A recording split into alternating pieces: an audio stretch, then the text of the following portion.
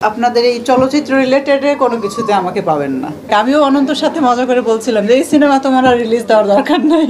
আমার কাছে মনে হয় যে আমার পরিবারটাকে, আমার বাচ্চাদের, আমার স্বামীকে আমার সময়টা আসলে বেশি দেওয়া উচিত। কিন্তু আমি কখনো যে আমাকে প্রতিষ্ঠিত কোনো প্রফেশনাল কোনো নায়িকা দেখব বা ওইটার জন্য যে সিনেমার জন্যই সব জান প্রাণ সব কিছু দিতে হবে, এদিকে বাচ্চা স্বামী যেদিকে যায় যাক, এরকম কোনো কিছু আসলে আমি ভাবিনি। আমি ভেবেছি ঠিক আছে স্বামী স্ত্রী দুজন একসাথে।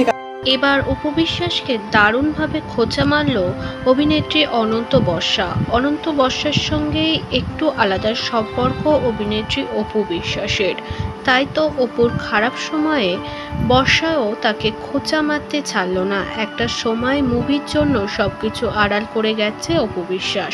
স্বামী যেখানে যাবে যাক, সন্তান যেখানে যাবে যাক, এমনও প্রশ্ন উঠেছে, এমনও শাকিব খান তাকে নিয়ে ব্লেম দিয়েছিল যে অপু বিশ্বাস বাচ্চা ফেলে রেখে বিদেশে ঘুরতে চলে গেছিল।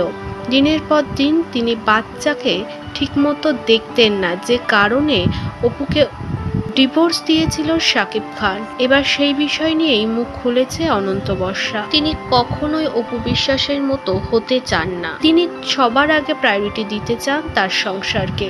স্বামীর সংসার ফেলে ধ্যান জ্ঞান সিনেমার জগৎকে করা, এটা তার কখনোই মোটো না। এভাবেই ইনডাইরেক্টলি অপু বিশ্বাসকে অপমান করলো অনন্ত বর্ষা। তাকে চলতে বলতো, তার পছন্দের সীমার মধ্যে সে চলাচল করে নাই। এবং শাকিব খান যদি বলতো তাকে ডানে চলতে, সে সঙ্গত কারণেই বামে চলতো। এটা হলো শাকিব খানের বক্তব্য, যার জন্য শাকিব খান দেখেছে যে আমি আসলে যেই প্রত্যাশা নিয়ে তাকে বিবাহ করেছি সেই প্রত্যাশা থেকে আমি বঞ্চিত হচ্ছি। সন্তান হলো পৃথিবীতে মা এবং বাবার সবচেয়ে শ্রেষ্ঠ সম্পদ। সেই সন্তান শ্রেষ্ঠ সম্পদকে সে কাজের মেয়ের তত্ত্বাবধানে রেখে এবং অমানবিকভাবে বাহির থেকে তালা মেরে থুয়ে যে দেশের বাইরে চলে যেতে পারে, তার দ্বারা আর যাই হোক অন্তত সংসার হয় না।